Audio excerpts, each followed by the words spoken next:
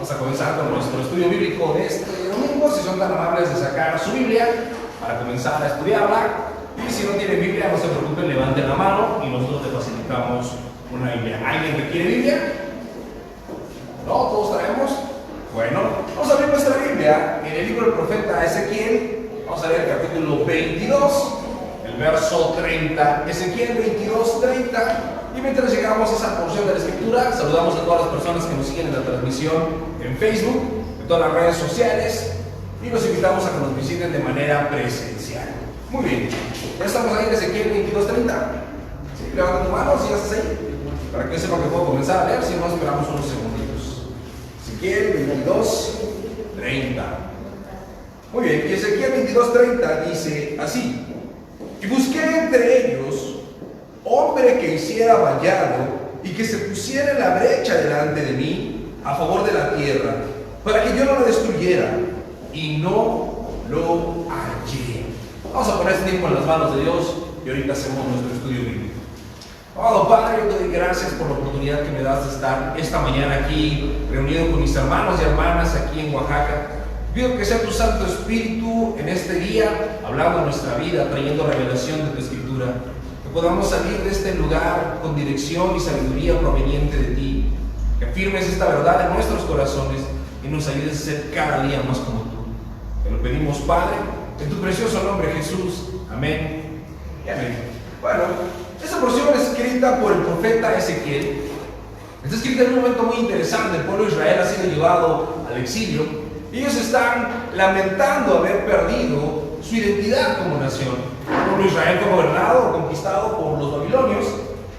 Y de hecho en el Salmo 137 hay una porción de la escritura que es un cántico de lamento que ellos componen, que dicen que a las orillas de los ríos de Babilonia se sentaban a llorar y a recordar la ciudad de Sión. Y ellos tienen este anhelo, esta ilusión de regresar a su ciudad y volver a ser una nación próspera, una nación establecida, una nación en bendición. Pero en este momento no es así. Están en una situación lamentable y su condición espiritual es muy pobre.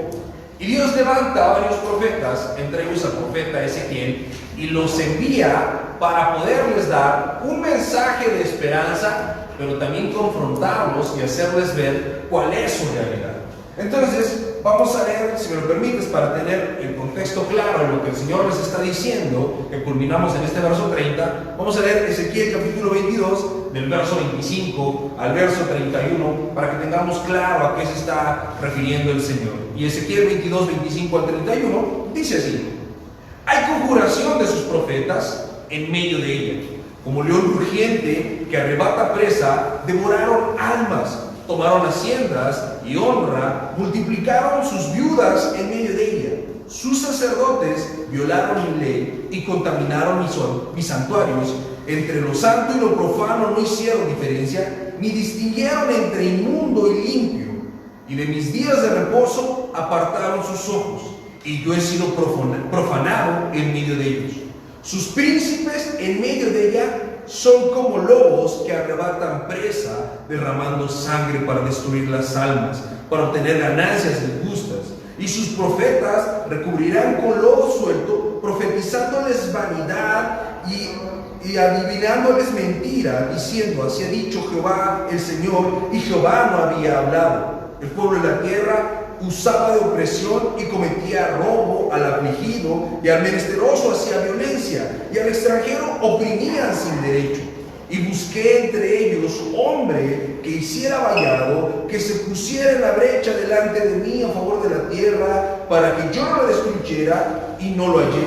Por tanto, derramé sobre ellos mi ira, con el ardor de mi ira los consumí, hice volver el camino de ellos sobre su propia cabeza, dice Jehová el Señor. El pueblo está clamando, el pueblo de Israel está buscando reconciliarse con el Señor, está buscando que Dios les dé su bendición y los favorezca. Pero es casi estremecedor el panorama que Dios les entrega de su condición.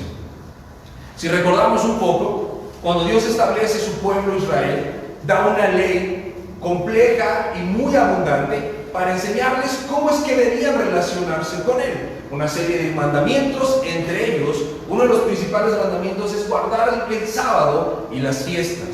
El Sabbat o el sábado no era solamente un día de la semana. Evidentemente cada semana tiene un Sabbat, tiene un sábado, que era una fiesta solemne que los judíos guardaban desde el viernes a las 6 de la tarde hasta el sábado a las 6 de la tarde. En esas 24 horas el pueblo de Israel no hacía trabajo, no se dedicaba a nada excepto a pensar en Dios, a rendirle culto y adorarlo. Ese era el día de reposo. Pero junto con ese Sabbat había varios Sabbat en el año. No solamente los sábados que caían naturalmente en las semanas, sino en cada fiesta se consideraban Sabbat 2 o 3 días, incluso hasta 7, que eran días en donde el pueblo no trabajaba, sino se dedicaba a celebrar las bondades y las misericordias de Dios.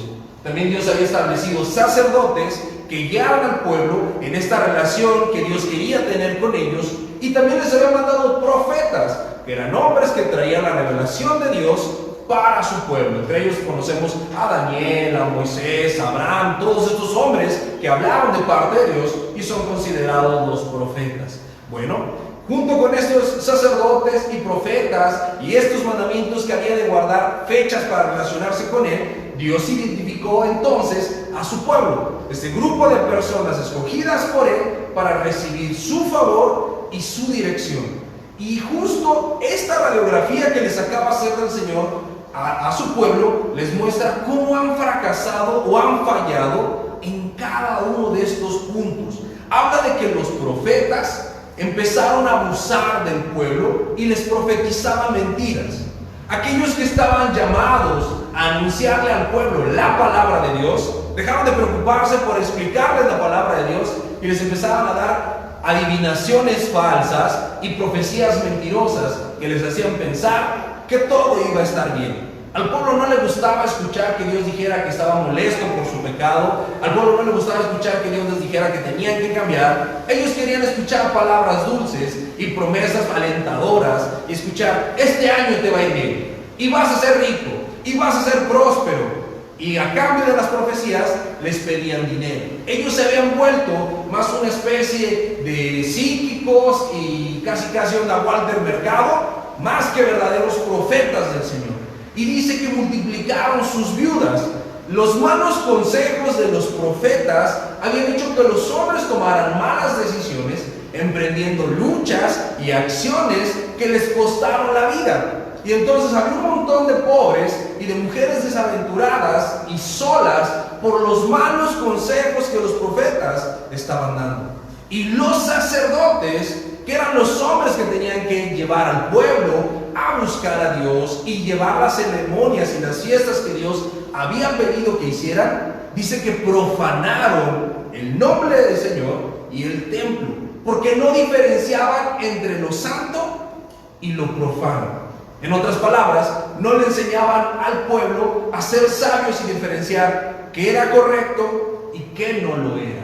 Y entonces cada quien hacía lo que quería, cada quien vivía como creía y suponía que era de la mejor manera, y los sacerdotes no aconsejaban, no guiaban y no buscaban la presencia de Dios. Entonces tenemos por un lado los profetas que han cambiado la verdadera palabra de Dios por mensajes positivos.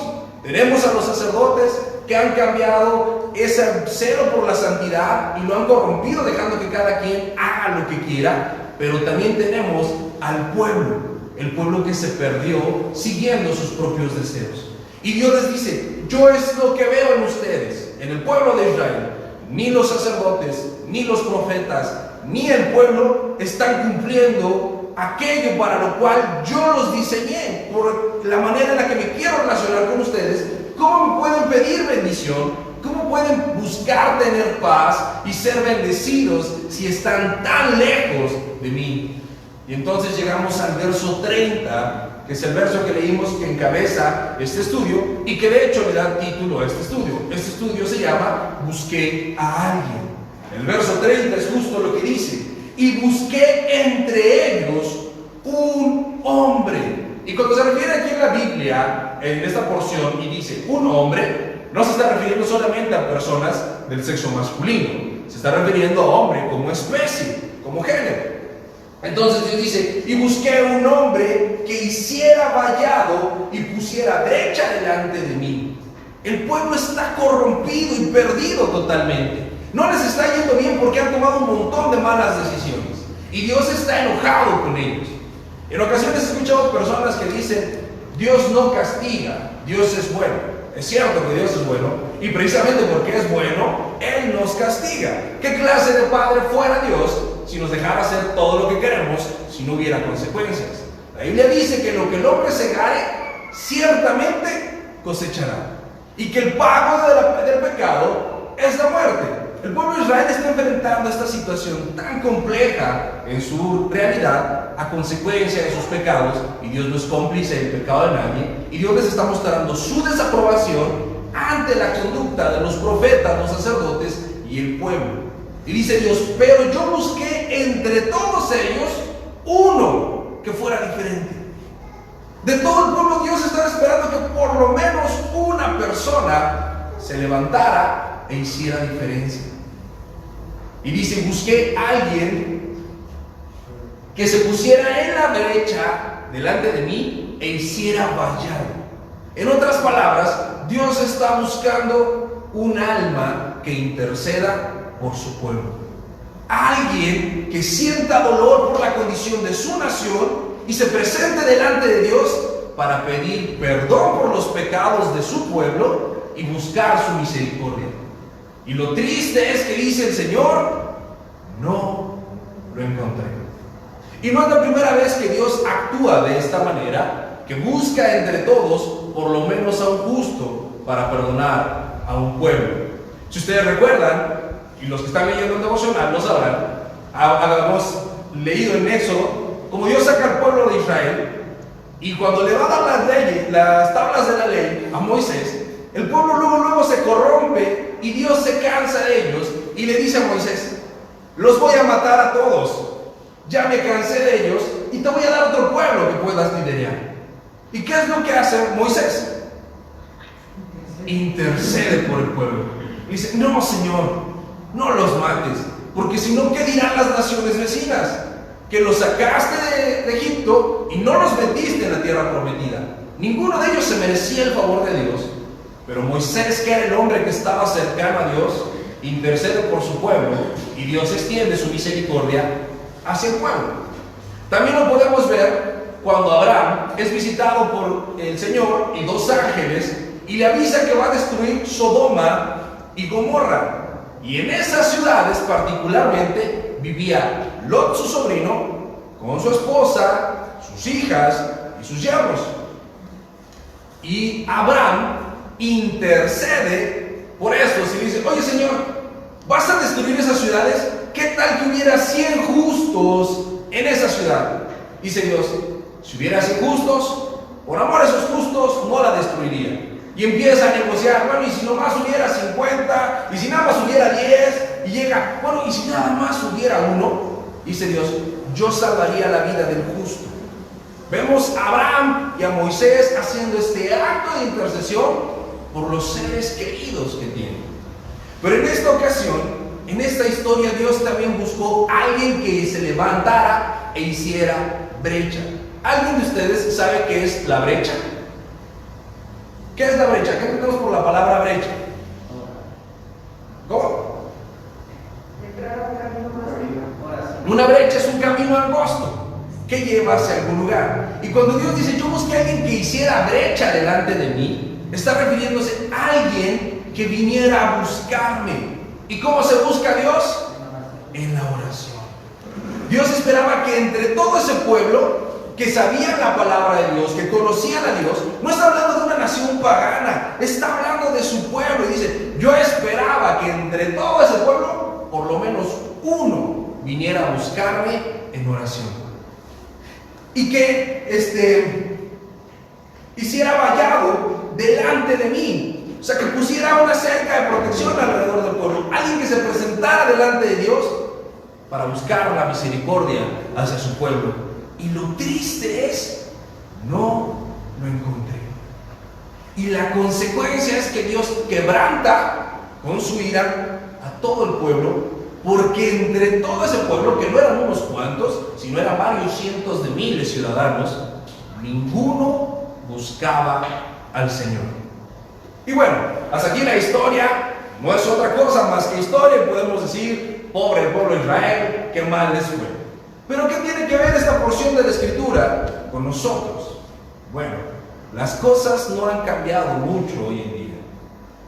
Pensemos primero que quien se está refiriendo el Señor no es a las naciones vecinas del pueblo de Israel, no es a Babilonia, no es a los que los cautivaron, se está refiriendo a ellos. Si nosotros pasamos esto a nuestros días, este mensaje lo estaría dando Dios ¿a quién? A nosotros los cristianos, a los que creemos en Jesús, porque somos los que decimos ser su pueblo, somos los que tenemos su palabra que debe guiar nuestra vida. Somos los que hemos sido llamados a ser sacerdotes del Señor y somos profetas del Señor. Y al decir que somos profetas y sacerdotes, no me refiero en el sentido literal a como eran en el Antiguo Testamento. Un profeta es aquel que habla la palabra de Dios y un sacerdote es aquel que ministra la presencia de Dios. Y tú y yo somos llamados a hablar de Dios a los demás y a llevar a los demás a los pies del Señor. Jesús lo dijo en Mateo 28 cuando les da la gran comisión, les dice: he aquí, toda autoridad me ha sido dada. Por tanto, vayan y hagan discípulos, bautizándolos en el nombre del Padre, del Hijo y del Espíritu Santo, enseñándoles que guarden todas las cosas que yo les he mandado. Jesús nos manda a hacer eso, a ser estos sacerdotes, a ser estos profetas, que somos su pueblo, que buscan una comunión con Él. Pero actualmente la iglesia cristiana se ha llenado de personas que se hacen llamar a sí mismos sacerdotes y personas que se hacen llamar a sí mismos profetas, que no están guiando a la iglesia a la comunión con Dios. Se parecen a los de este tiempo, buscan ganancias deshonestas, atribuyéndose títulos de nobleza y de autoridad espiritual a cambio de dinero. Y muchos miembros del cuerpo de Cristo caen en estas trampas de pensar que si le das dinero a Dios, Dios te va a dar un milagro. Y que no es tan importante cómo te comportes, que lo importante es que tu corazón se hace genuino en decir que amas a Dios. Pero eso es una contradicción. ¿Cómo voy a ser genuino en el amar a Dios si no busco agradarlo con mi conducta? Si no me porto de la manera que la Biblia dice. Y la iglesia está llena de un montón de voces y de enseñanzas extrañas que hacen que el pueblo se pervierta, se corrompa y se aparte del Señor. Y hoy en día parecemos mucho a lo que el pueblo de Israel vive ahí. Estamos llenos de sacerdotes fraudulentos y de profetas mentirosos que no diferencian entre lo santo y lo profano. Que no es tan importante lo que haces o lo que dices, sino la intención de tu corazón. Y si dices groserías, no está tan mal, así eres, así te enseñaron. Y si a veces vienes y a veces no, pues no importa, no seamos tan religiosos. Y estamos enseñando a la iglesia un montón de cosas que no están en la Biblia. Pero más allá que pensar en aquellos falsos maestros, que podremos decir, bueno, nuestra iglesia, gracias a Dios, no tenemos falsos maestros.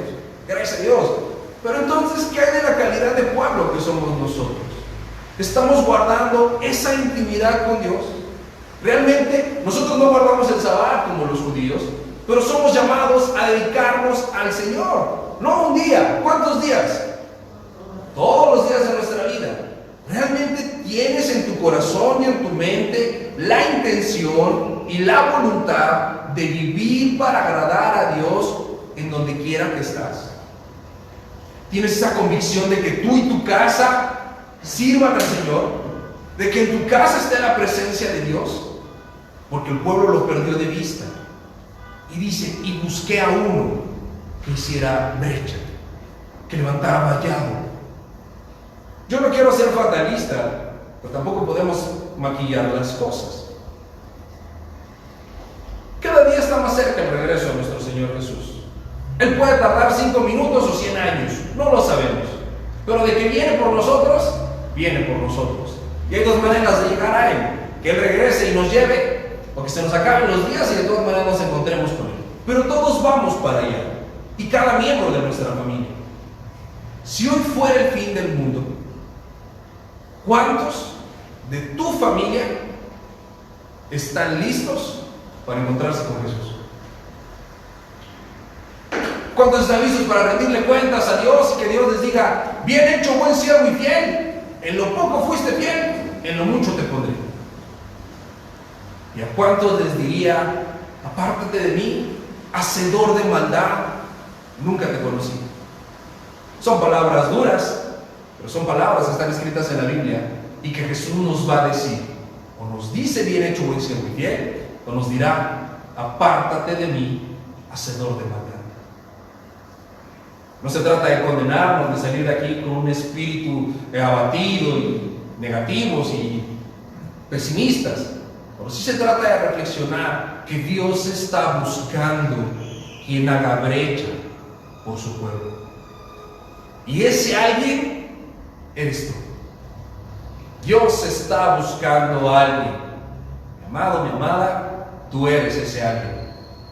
Dios quiere que alguien se levante a interceder por su hogar, que alguien se dé cuenta de la situación que está viviendo su familia y haga brecha delante de Dios por ellos, haga un camino para seguir a Dios, que le muestre a su familia cuál es el camino para seguir a Dios y que levante vallado, que los proteja, que los guarde con oración. El justo Job, si ustedes recuerdan la historia de Job, era un hombre muy temeroso de Dios, que tenía 10 hijos e hijas. Y cada que uno de ellos cumplía años, pues imagínate cuántos cumpleaños había en el año, por lo menos había 10, casi cada mes tenían fiesta. Cada que uno de ellos cumplía años, hacía una fiesta en su casa e invitaba a todos sus hijos. Pero ¿sabes a quién no invitaban? A su papá. Se juntaban los hermanos en su fiesta, pero el papá no lo invitaban. Y Job, cuando sabía que sus hijos habían estado de fiesta, se presentaba delante de Dios e intercedía por sus hijos, ofreciendo un sacrificio por el perdón de pecados, y decía, tal vez mis hijos se hayan olvidado de Dios y pecaron en esa reunión.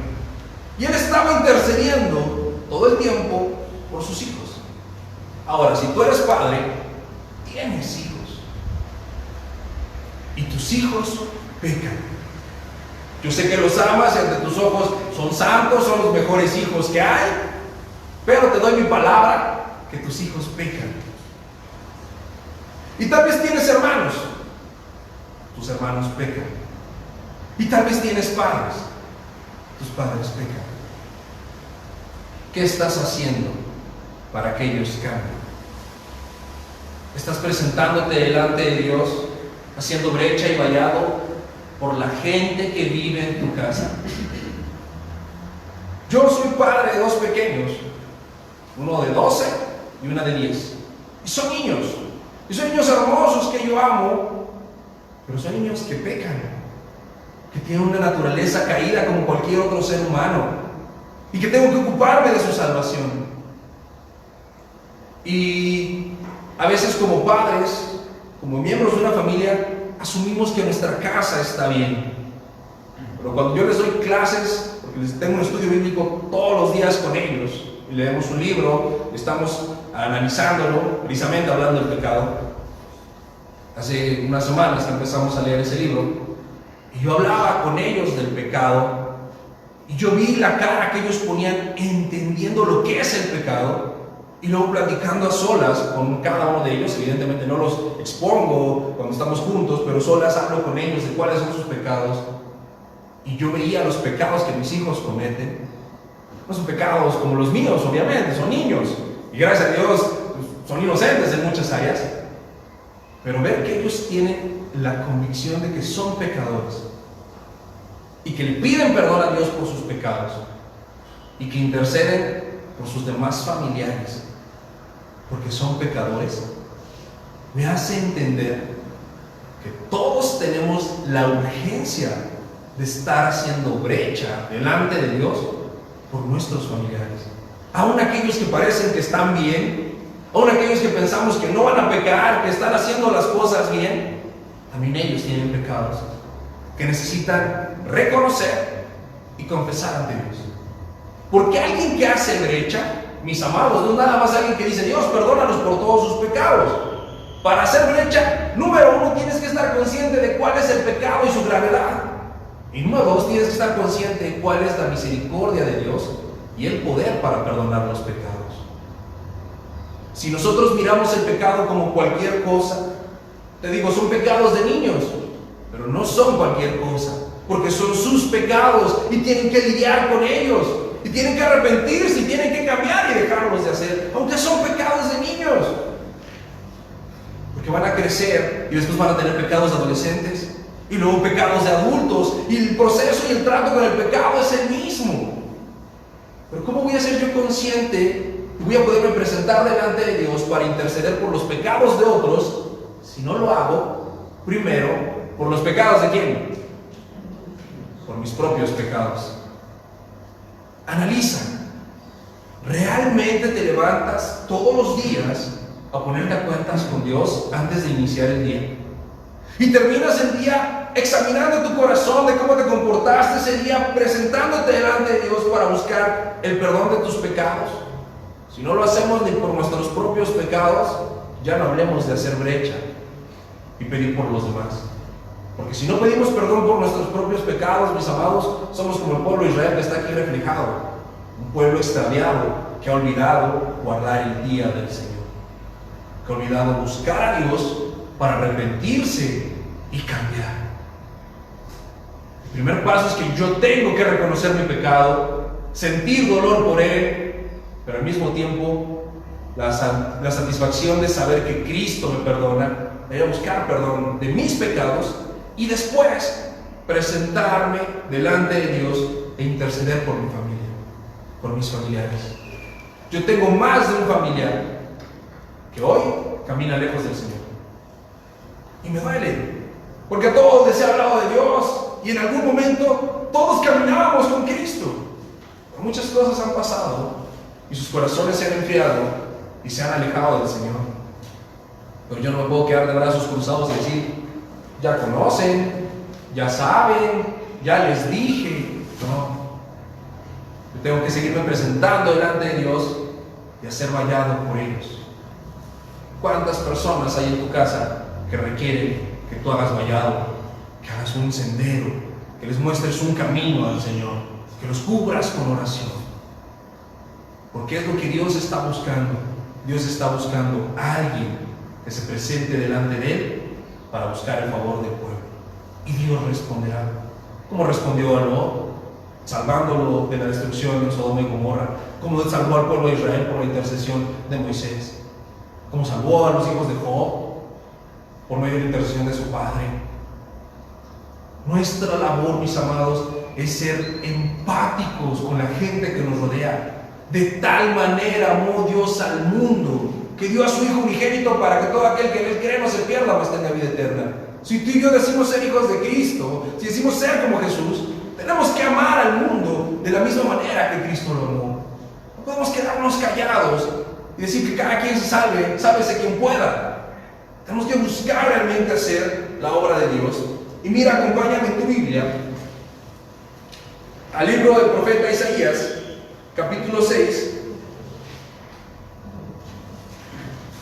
verso 8. Dios busca a quien se levante e interceda. Pero no solamente se trata de orar. Orar es una parte importante y tiene que ser todos los días, pero es la mitad del trabajo. La otra mitad del trabajo nos la muestra en Isaías 6:8. Isaías 6:8 dice así: después oí la voz del Señor que decía, ¿a quién enviaré y quién irá por nosotros? Nuevamente vemos al Señor buscando a alguien. ¿Para qué busca a alguien el Señor? Entonces respondí yo, heme aquí, envíame a mí. Y dijo, anda y di a este pueblo, oigan bien y no entiendan, vean por cierto y no comprendan. Dios está buscando un profeta, alguien que vaya y lleve su palabra a su pueblo. Y pregunta, ¿a quién enviaremos y quién irá por nosotros? Es un diálogo que está teniendo la Trinidad, el Padre, el Hijo y el Espíritu Santo. Se están preguntando, ¿quién irá a predicarle al pueblo? Y así como busca el Señor quien se levante y ore por el pueblo, también Dios busca a quien se levante y le predique al pueblo. Y nuevamente, Dios está buscando a alguien, y ese alguien eres tú. Ese alguien que tiene que interceder por su familia, eres tú. Y ese alguien que tiene que predicarle a su familia, eres tú. Mucha gente me ha dicho: pastor, por favor, vaya y predíquele a mi papá, vaya y predíquele a mi hermano. Y por supuesto, con gusto vamos y hablamos con ellos. Pero lo más importante no es que yo les predique, sino que ellos le prediquen. Es su familiar quien más tendría que sentir dolor porque alguno de su casa se perdiera. Son ellos. No le pidamos a Dios: Señor, manda un siervo tuyo que le predique a mi familiar. No busques que la solución venga de otro lado. ¿Quieres que alguien le predique a su familia? Tú eres el elegido. ¿Quieres que alguien les presente el evangelio a los de tu casa? Tú eres el elegido. No es que conmigo se van a argumentar. ¿Dónde dice eso? ¿Dónde dice la Biblia? No le prediques a los de tu casa porque como te conocen no te van a creer. En ningún lado dice eso. Al contrario, vemos un montón de versículos. Cree en Cristo Jesús y serás salvo tú solito. No, tú y toda tu casa. Y como dijo Josué: yo y mi casa serviremos al Señor. La responsabilidad, mis amados, es nuestra. Nosotros tenemos que decirle al Señor: Señor, heme aquí, envíame a mí. Si alguien va a predicar a mi familia, ese alguien soy yo. Si alguien va a interceder por mi familia, ese alguien soy yo. Pero para poder predicar y para poder interceder, primero yo tengo que estar en oración y en estudio de la palabra. Porque si yo mismo no leo la Biblia, ¿qué Biblia les voy a enseñar a mis familiares? Ninguna. Yo no puedo dar algo que no tengo. Si no tengo conocimiento de la palabra de Dios, ¿cómo puedo llevar el conocimiento a los demás? Ya hace ratito en los anuncios decíamos: ¿quién quiere tener una casa de estudio bíblico? Si yo fuera tú, en mi casa hay muchos que todavía no conocen al Señor, yo diría: vengan a mi casa y denme aunque sea la clase a mí, sirve que mis familiares van escuchando algo. Y no faltará quien se vaya acercando de pronto a escuchar la palabra de Dios, y ya llevamos la palabra de Dios a la casa, ya estamos intercediendo.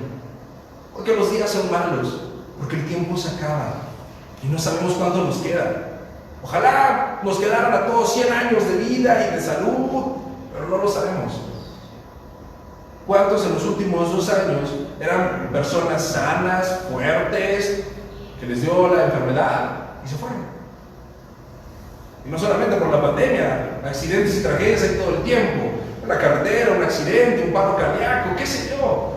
No tenemos la vida comprada. No podemos dejar para después lo que es prioridad. Y lo que es prioridad, mis amados, es que conozcamos al Señor y nuestra casa y nosotros seamos salvos. Por último, acompáñenme en su Biblia a la carta a los Hebreos, que está en el Nuevo Testamento. Vamos a ver Hebreos 7, por favor.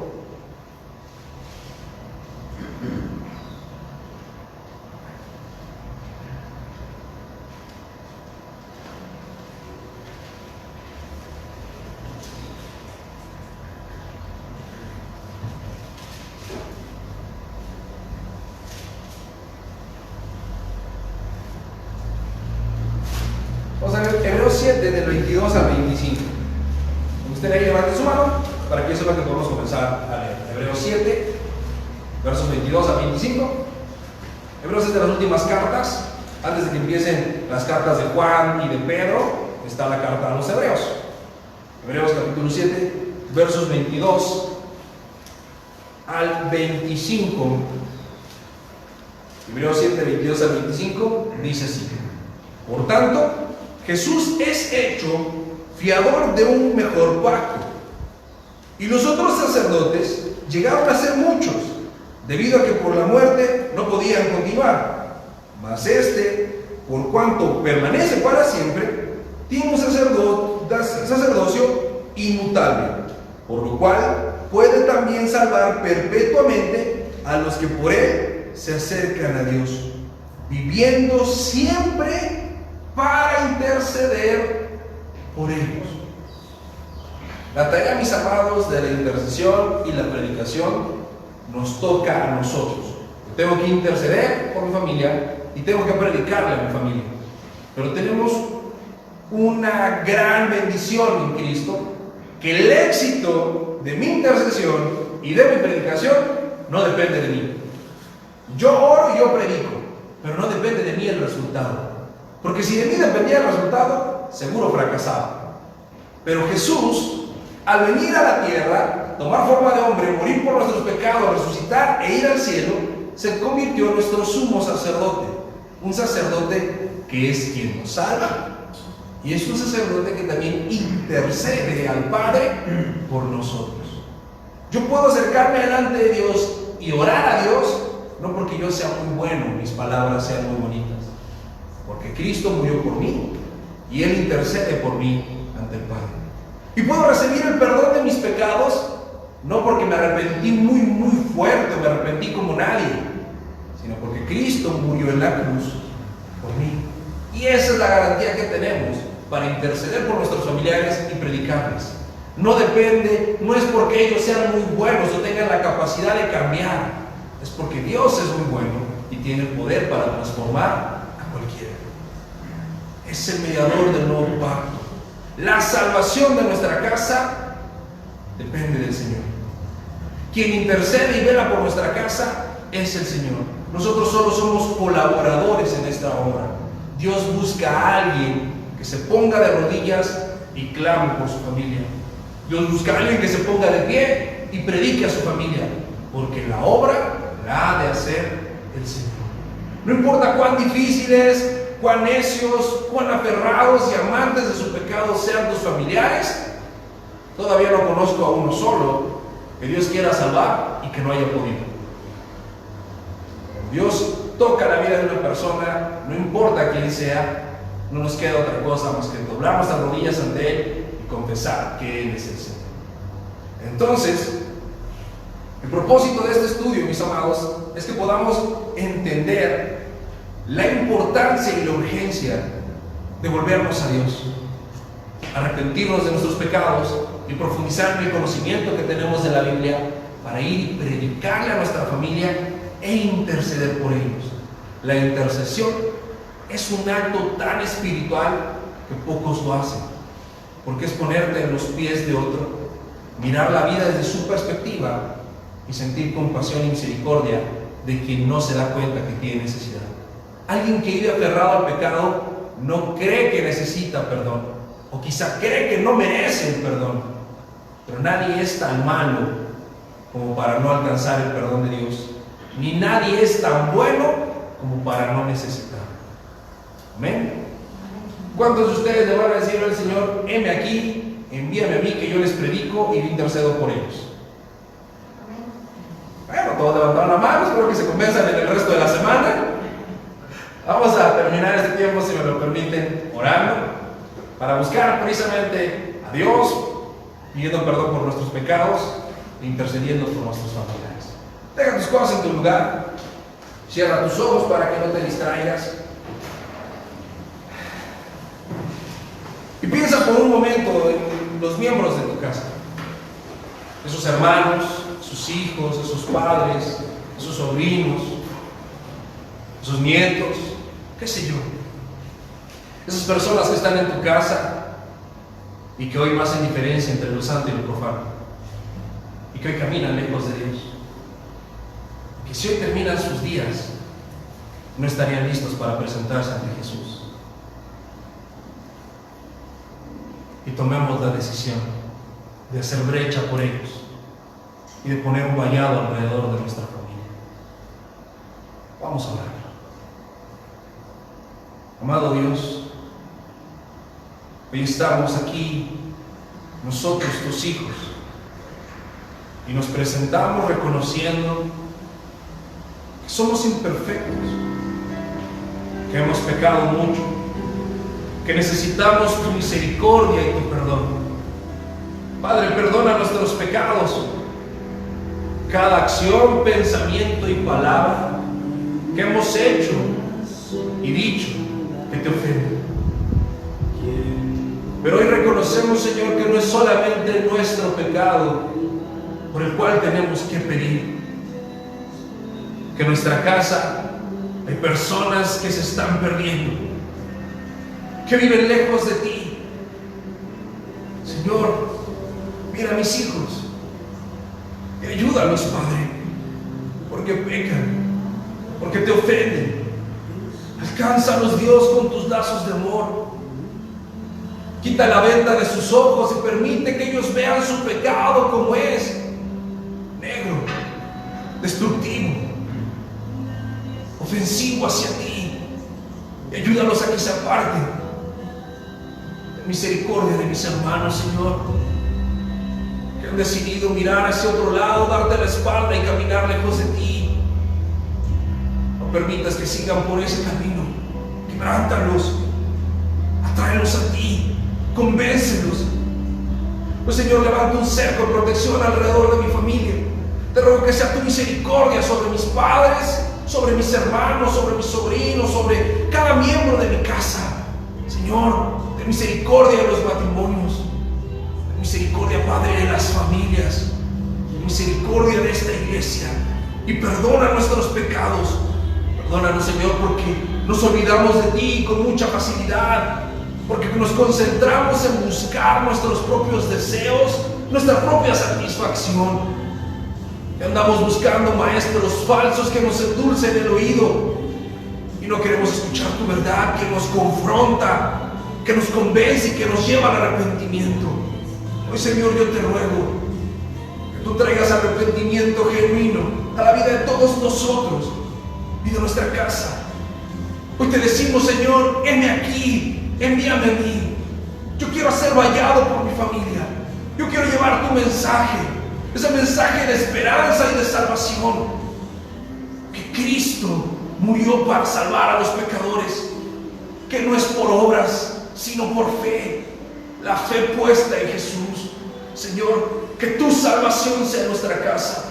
Yo quiero tu palabra: cree en Cristo Jesús y serás salvo tú y toda tu casa. Déjame ver tu salvación en mi familia.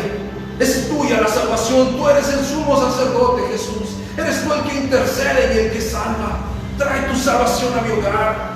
Salva a mis padres, salva a mis hermanos, salva a mis hijos, salva a mis sobrinos, a mis primos, a mis tíos. Señor, salva a cada miembro de mi hogar, la gente con la que trabajo. Señor mío, salva a nuestros hogares. Salva, Señor, a nuestra familia. Salva a nuestros cónyuges. Salva a cada miembro, Padre hermoso. No permitas que nos perdamos. Atráenos con tus lazos de amor. Perdónanos porque te hemos ofendido. Perdónanos porque hemos pecado. Hoy damos esa oportunidad de ser convencidos por tu Santo Espíritu. Que escuchemos tu palabra y procedamos a arrepentimiento y a fe. Que recibamos y disfrutemos de tu obra. Amado Dios, yo te pido por todas las familias aquí representadas, por la familia y la casa de cada uno de mis hermanos y hermanas, que esta mañana se han puesto de pie diciendo: heme aquí, envíame a mí. Que pongas en ellos las palabras precisas para interceder y para predicar a su familia. Que no sea una emoción, Señor, que sea una convicción, una urgencia. Que no dejemos de clamar y de clamar hasta que veamos tu promesa cumplida, hasta que veamos que alcanzas y salvas a nuestra familia. Que traigas de vuelta a los pródigos, que aquellos que han endurecido su corazón puedan abrir sus ojos y mirar tu verdad y proceder al arrepentimiento. Señor, que yo y mi casa te podamos servir. Esa es nuestra oración, no confiando en nuestras fuerzas o en el poder que hay en pedirlo, confiando en Cristo y la obra que Él hizo, que tomó el lugar de nosotros pecadores, que el castigo de nuestra paz fue sobre Cristo, que Cristo vino a darnos vida y vida en abundancia, porque de tal manera nos amó. Te lo pedimos, Padre, lo suplicamos. Salva nuestras casas, salva nuestros hogares, a cada miembro. Henos aquí, Señor, envíanos a nosotros. Tú buscas a alguien y ese alguien soy yo. Y te damos gracias, Padre, por tu compasión, por tu misericordia, la salvación que ya has operado en nosotros, y porque sabemos que eres fiel y justo para perdonar nuestros pecados. Confiamos en ti, Señor, y encomendamos en tus manos nuestra familia. Te damos gracias por todo y te lo pedimos en tu precioso nombre, Jesús. Amén y amén.